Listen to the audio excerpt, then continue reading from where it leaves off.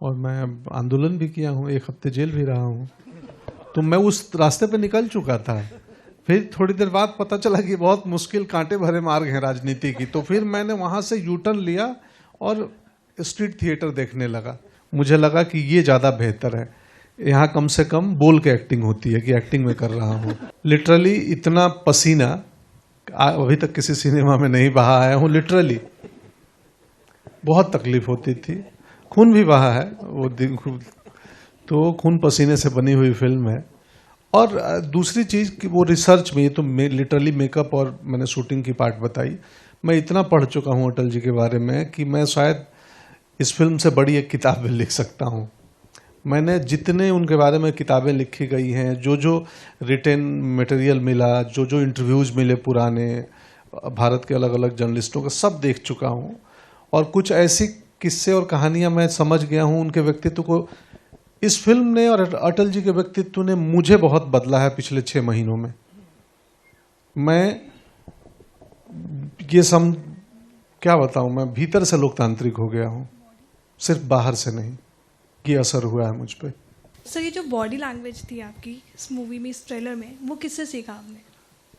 वो मैं एक्टिंग कर सीख के ही तो आया हूं बॉम्बे। सर, पॉलिटिक्स तो नहीं, मैं तो खुद ही टीचर हूं, दूसरों को सिखाता हूं।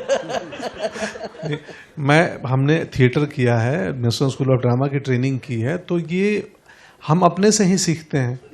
तो इस फिल्म में वो बॉडी लैंग्वेज मैंने खुद ही से सीखा है, तैयार किया है, क्योंकि इसमें एज भी है 25 साल 20 साल से लेके, और मैं 80-85 तक जाता हूँ।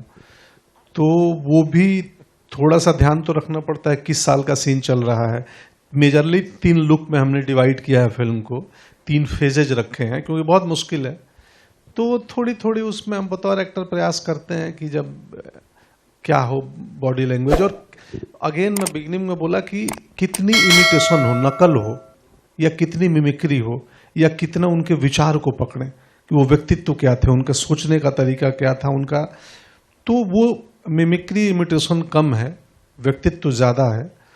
कि आप अटल जी को सिर्फ शारीरिक रूप से ना समझें, अटल जी को वैचारिक रूप से, थॉट के रूप से, उस आत्मा को समझें। वो हमने प्रयास किया। और अगर रियल लाइफ की बात करें तो पॉलिटिक्स में कितना इंटरेस्ट रखते हैं आप? हम बिहारी हैं, यही उत्तर है।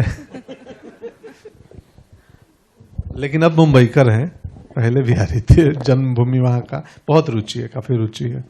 आपने सही कहा, बिहारी है। उस बेल्ट के लोग आइदर गवर्नमेंट सर्विस या गवर्नमेंट में बहुत इंटरेस्ट रखते हैं। आपने कहा कि जब आप नहीं जानते थे कि आप अभिनेत्र बनेंगे, कभी सोचा था कि पॉलिटिक्स या एटलीस्ट IAS बनने का सपना था? हाँ, मैं तो छात्र संगठन में था और मैं आंदोलन भी किया हूँ, 1 हफ्ते जेल भी रहा हूँ। तो मैं उस रास्ते पे निकल चुका था। फिर थोड़ी देर बाद पता चला कि बहुत मुश्किल कांटे भरे मार्ग हैं राजनीति की। तो फिर मैंने वहाँ से यू टर्न लिया और स्ट्रीट थिएटर देखने लगा। और स्ट्रीट थिएटर से लेफ्ट में कालिदास रंगालय था, प्रोसेनियम थिएटर पटना का, उसमें चला गया। और फिर मुझे लगा कि ये ज़्यादा बेहतर है, यहाँ कम से कम बोल के एक्टिंग होती है कि एक्टिंग में कर रहा हूँ। बट क्योंकि अभी इतनी पॉपुलैरिटी हो गई है, वोट्स तो डेफिनेटली आपको मिल रहे हैं। पंकज जी, सोचा है कभी फ्यूचर में शायद वो सपना पूरा करने वाले हो आप? नहीं, अभी तक ये दुकान अच्छी चल रही है। पर नहीं, अगर आप पॉलिसी में जमीनी बदलाव चाहते हैं तो राजनीति में गए बिना संभव नहीं है।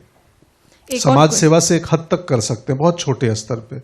पॉलिसी में बदलाव, बड़े बदलाव के लिए राजनीति ही एक मार्ग है। दुनिया चलाने का अभी तक एक डेमोक्रेटिक वे ही एक वे है। आपने कहा कि काफ़ी चेंजेस आपके अंदर आए पिछले 6 महीने में, बट कोई एक क्वालिटी जो आपको लगा हो कि ये अटल जी के अंदर भी था और मेरे अंदर भी है, जो एक सिमिलैरिटी आपको दिखी हो आप दोनों में?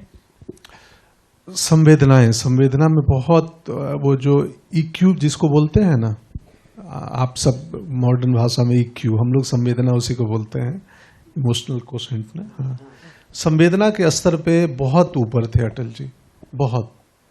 जब मैं पढ़ा उनकी कविताएं, आप पढ़ेंगी ना, और जब कविताओं का रेफरेंस पढ़ेंगी कि किस संदर्भ में वो कविता लिखी थी, तो मैं उनकी कविताएं पढ़ा हूं। वो आमतौर पे दिसंबर में जन्मदिन पे एक कविता लिखते थे और कई बार बीच में भी लिखते थे।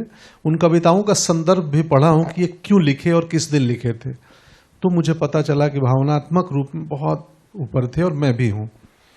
मैं बेवजह रो देता हूँ और मुझे अच्छा लगता है बेवजह रो देना।